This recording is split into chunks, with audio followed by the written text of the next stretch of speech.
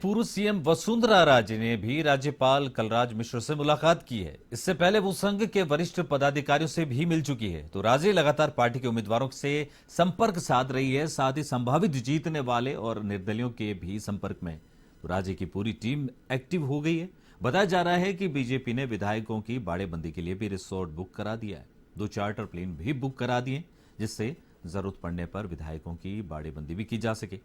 तो exit poll और फलोदी सट्टा बाजार से मिल रहे लगातार फीडबैक से बीजेपी के नेताओं को राजस्थान में सरकार बनने की उम्मीद है। हालांकि बीजेपी ने सीएम फेस घोषित नहीं किया था, फिर भी वसुंधरा राजे अपने स्तर पर मेहनत कर रही है और वसुंधरा राजे को उम्मीद है कि बहुमत के नजदीक होने पर राजे जोड़ तोड़ करके सरकार बना सकती है। बताया जा रहा है कि राजस्थान में बीजेपी की सरकार बनने की उम्मीद में दिल्ली के कई बड़े नेताओं ने जयपुर में डेरा डाल दिया है। कुछ नेता शाम तक जयपुर पहुंच जाएंगे।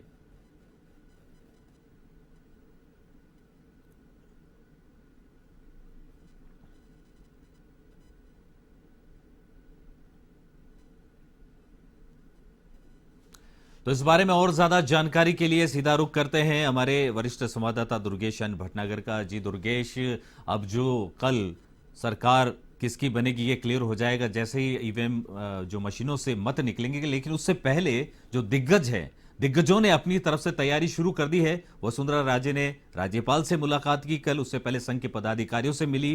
तो इन मुलाकातों को किस एंगल से देखा जाए? देखिए विक्रम, एंगल केवल एक ही है कि किस तरीके से सत्ता पर काबिज हुआ जाए। बीजेपी जिस तरीके से एग्जिट पोल आए, जो पहले लग रहा था एग्जिट पोल से कि बीजेपी सीधे तौर पर आसानी से जीत दर्ज कर लेगी, लेकिन एग्जिट पोल ने सारी जो उम्मीदें थी बीजेपी की उसके ऊपर पानी फेर दिया।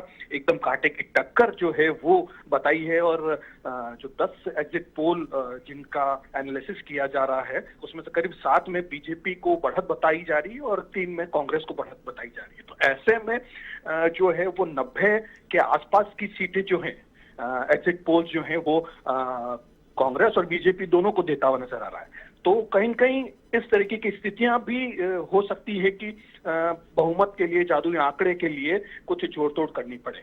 तो इसके लिए दोनों ही पार्टियां जो हैं वो अपने अपने लेवल पर कोशिशों में लग गई है। परसों जो है वो मुख्यमंत्री अशोक गहलोत जो है, जैसे एग्जिट पोल के नतीजे सामने आए, उन्होंने तुरंत राजभवन का दौरा किया, राज्यपाल कलराज मिश्र से उन्होंने मुलाकात की। तो कल वसुंधरा राजे ने भी राज्यपाल कलराज मिश्र से मुलाकात की। उससे पहले बिल्कुल आप ठीक कह रहे हैं, संघ कार्यालय वो गई थी, भारतीय भवन गई थी, वहां पर संघ पदाधिकारियों से उन्होंने बातचीत की है। जो सारी अंदर खाने की बातें निकल के जो सामने आ रही है, बीजेपी जो है वो पूरी तरीके से कोशिशों में लगी हुई है कि अगर कहीं छोटी मोटी भी अगर कमी पड़ती है जादुई आंकड़े को छूने के लिए, तो कोशिश पूरी सी बात की रहेगी कि जो उनके जो सबसे पहले उन लोगों को साधा जाएगा जो बीजेपी से बागी होकर चुनाव लड़े हैं।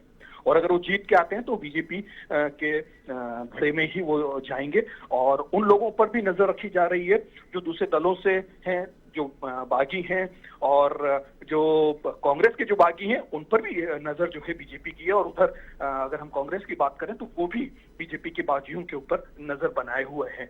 फोन का जो है वो दौर चल रहा है।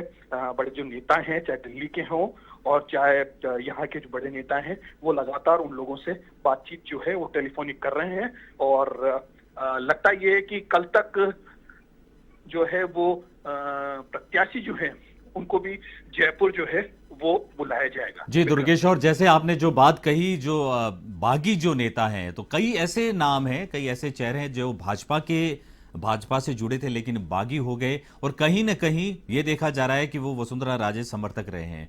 तो क्या अगर ऐसी स्थिति आती जब अन्य की जो संख्या अगर वो ज्यादा बड़ी हो जाती है, तो कहीं ना कहीं वसुंधरा राजे भारतीय जनता पार्टी में फिर से एक बड़ा चेहरा बन के उभरेगी?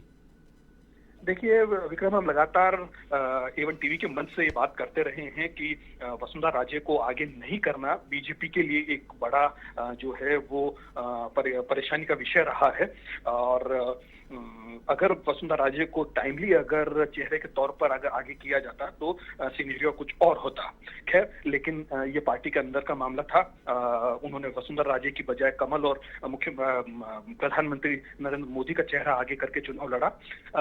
जहां तक हम लगातार कहते आए हैं विक्रम कि अगर 85 से लेके 105 110 तक की अगर सीटें अगर बीजेपी लेके आती है तो ऐसे जी। में चेहरा केवल और केवल वसुंधरा राजे का ही हो सकता है, वो ही ये सब कुछ मैनेज कर सकती है। हाँ, लेकिन अगर 135 से ऊपर का अगर सीटें आती है बीजेपी के खाते में, तो उसके बाद दिल्ली दरबार के हाथ में जो है वो कमान पहुंच सकती है।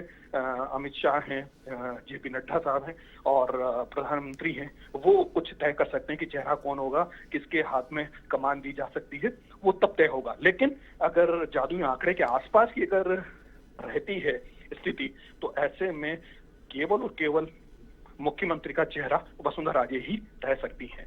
जी बिल्कुल। जी दुर्गेश, बहुत बहुत धन्यवाद इस तमाम जानकारी के लिए। तो ये कल